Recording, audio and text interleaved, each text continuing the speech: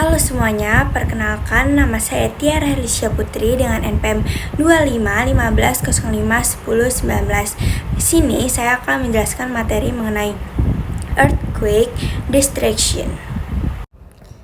Yang pertama yaitu asal-usul gempa bumi. Jadi gempa bumi terjadi akibat pelepasan energi secara tiba-tiba di dalam bumi yang biasanya disebabkan oleh pergerakan lempeng tektonik sehingga menciptakan tekanan yang besar. Ketika tekanan ini melebihi batas elastis batuan di sekitarnya, energi kemudian dilepaskan dalam bentuk getaran atau gelombang seismik yang kemudian kita rasakan sebagai gempa bumi.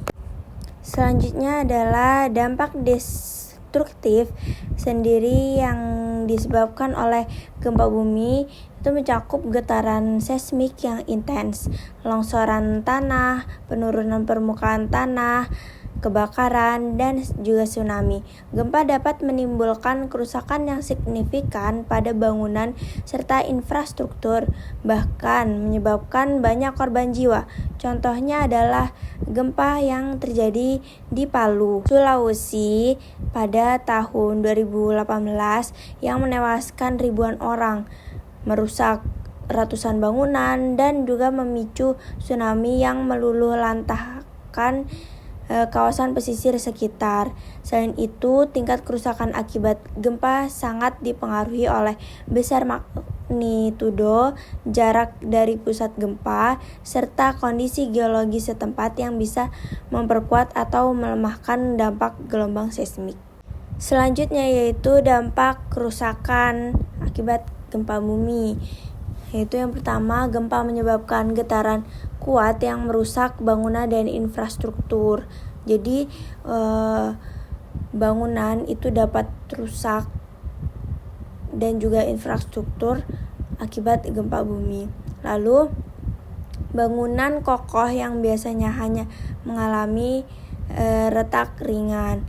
Yang ketiga yaitu bangunan kurang kuat bisa hancur atau runtuh total. Lalu kerusakan meliputi retak, runtuhnya dinding, dan kerusakan pondasi.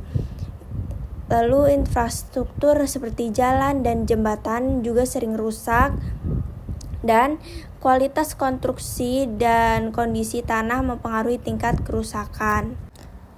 Selanjutnya yaitu pengaruh intensitas terhadap kerusakan.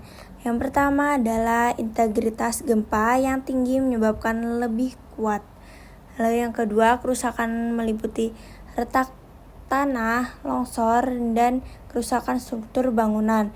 Ketiga, bangunan yang tidak tahan gempa mudah rusak parah. Yang keempat, kondisi tanah lunak memperkuat efek kerusakan. Lalu yang kelima adalah desain bangunan harus mampu menahan gaya lateral dari gempa yang kuat. Getaran seismik yang kuat merupakan penyebab utama kerusakan bangunan akibat gempa. Besarnya kerusakan dipengaruhi oleh kekuatan dan kedalaman gempa, serta kondisi tanah setempat yang dapat memperkuat atau mengurangi efek getaran tersebut. Dengan kata lain, semakin kuat guncangannya dan semakin dangkal pusat gempa, serta semakin tidak stabil kondisi tanah, maka semakin besar pula potensi kerusakan pada bangunan. Jenis-jenis kerusakannya yaitu terjadinya retakan pada bangunan dan tanah. Lalu yang kedua, runtuhnya dinding dan atap bangunan. Yang ketiga, pecahnya pipa dan instalasi dalam bangunan.